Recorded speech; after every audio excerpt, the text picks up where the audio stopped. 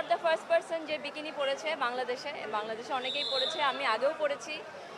So এই কম্পিটিশনে গিয়ে আমি কোনো দিক থেকে কম দেখাতে চাই না এবং কোনো দিক থেকে আমি বাংলাদেশকে ছোট করতে চাইনি এবং কোনো দিক থেকে আমি ওই জায়গাটা খালি রাখতে চাইনি যেখান থেকে আমাদের সম্ভাবনা কমে যায় জেতার। সো সেই জন্য আমার যেটা করার প্রয়োজন হয়েছে ওই কম্পিটিশনে গিয়ে আমি সম্পূর্ণটা করেছি।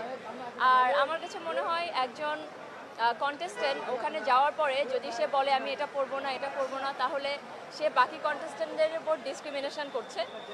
সে ওখানেই দেখাচ্ছে যে আমি জাজমেন্টাল এবং ওরা পড়ছে আমি পড়ি না, আম সুপিরিয়র।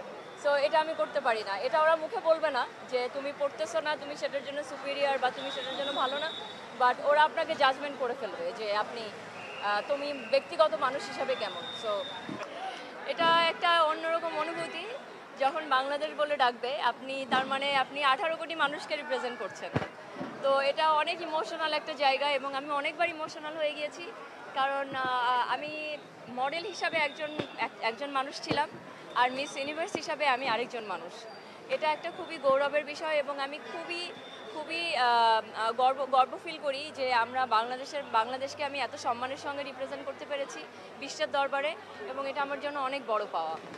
আর ন্যাশনাল কস্টিউম নিয়ে যদি বলি, আমাদের ন্যাশনাল কস্টিউম আমার কাছে মনে হয় শাড়ি এবং আমি শাড়ি চুজ করেছি এবং আমাদের মনে হয় আমাদের হেরিটেজ আমাদের জামদানি আর আমাদের ন্যাশনাল ফ্লাওয়ার হচ্ছে হোয়াইট লোটাস। তো আমার কাছে মনে হয়েছে যে আমি সাদাই পরবো এবং সাদা শুদ্ধতার প্রতীক এবং আমাদের জামদানিও আছে। আমি টোটাল মিলিয়ে আমার কাছে মনে হয়েছে যে আর আমরা গোল্ড জুয়েলারিও অনেক পছন্দ করি।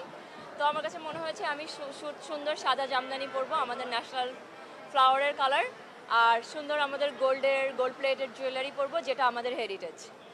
সঠিক মাত্রার কার্বন কম্বিনেশন বৃদ্ধি করে পাইপের ডাক্টিলিটি ও হেভি লোড নেয়ার ক্ষমতা। Falcon MS pipe. একটা কন্টেস্টেন্ট যখন যায় তাকে অনেক কিছু করতে হয়, লাইক কাপড় রেডি করতে হয়, মেকআপ রেডি করতে হয়, তার পিআর টিম থাকতে হয়, তার স্টাইলিং টিম থাকতে হয়, তার ক্যামেরার লোক থাকতে হয়, ভিডিওর লোক থাকতে হয়, হেয়ারের লোক থাকতে হয়, অনেক কিছু, like it's a team work. তো ওই জিনিসটা ম্যাক্সিমাম জিনিসই আমি একা করেছি। ম্যাক্সিমাম জিনিসই আমি একা করেছি। তো এবং এটা অনেক অনেক কষ্ট। একা একটা মানুষ যখন 10-20 জনের কাজ করে তখন কিন্তু ওই মানুষের ফিজিক্যাল, টেকনিক্যাল, মেন্টাল অনেক ধরনের প্রেশার যায়। তো সেই জায়গা থেকে আমি অনেক চেষ্টা করেছি, বাট আমি চাই পরবর্তী কন্টেস্টেন্ট যারা যাক, আমাদের দেশের যারা বড় বড় ডিজাইনার আছে, আমাদের দেশের যারা বড় বড় মেকআপ আর্টিস্ট আছে, ক্যামেরার লোক আছে, হেয়ারের লোক আছে, ভিডিওর লোক আছে এবং আমাদের প্রিয় জার্নালিস্ট ভাইরা, প্লিজ আপনারা সবাই এগিয়ে আসবেন। কারণ একজন কন্টেস্টেন্ট যখন যায় সে কিন্তু বাংলাদেশকে রিপ্রেজেন্ট করতে যাচ্ছে। ওখানে সবাইকে কিন্তু তাকে বাংলাদেশ বলে।